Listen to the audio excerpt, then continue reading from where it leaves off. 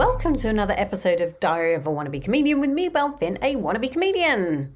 So I left you on Monday because I was going to go and see my friend Alexander and we were going to look at some properties because he was going to buy a second property. And how many countries do you know where you can start the week with an idea of buying a second property and then you end the week knowing you can't afford it? I mean, the changes to stamp duty just make it a ridiculous price to buy a second property now. So I'm not sure what he's going to do, to be honest. I don't know whether he's going to carry on. But the flats we looked at were both very nice. Of course, he liked one and I liked the other one. But, you know, it's his money, so he can buy what he likes, really. But I definitely would have lived in the first one. So that was that. What else can I talk about? So it's all gigs. It's all gigs now that I'm going to talk about.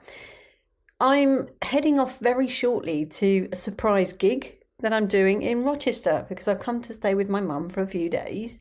And I had applied for this gig, I don't know, months ago. Anyway, late last night, they accepted me for the gig, which is a bit of a surprise, but hey, you know, I'm here. So I might as well do it. So I don't know what that's going to be like. It's a proper audience, I think, but we shall see. So that is tonight. And it's a shame, really, because I also had a producer phone me up. A producer phoned me up and asked me if I would perform because he had space on his night. And not only that, he said he's running short of people that he knows that he can trust that are very good standard. So I was like, very flattered indeed. Sadly, I can't do it because I'm just too far away. And also I've got this other gig now, so I need to do that one. But yeah, you know, that's a first. That's got to be a step up, hasn't it? A producer rings me to ask me to perform. So I was really chuffed about that.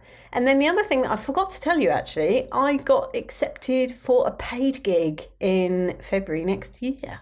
So I'm very chuffed about that. It's 10 minutes, so I need to build up to that and make sure I've got a good 10. So that's it, really. That's all I can talk about in terms of creativity. Although we could talk about the budget, couldn't we? That was pretty creative. Telling everyone that they're not going to hit the working person and then everything they do is going to trickle down and hit the working person. But hey, what do I know? I'm personally going to be impacted if I ever get a job, of course. At the moment, I haven't got a job.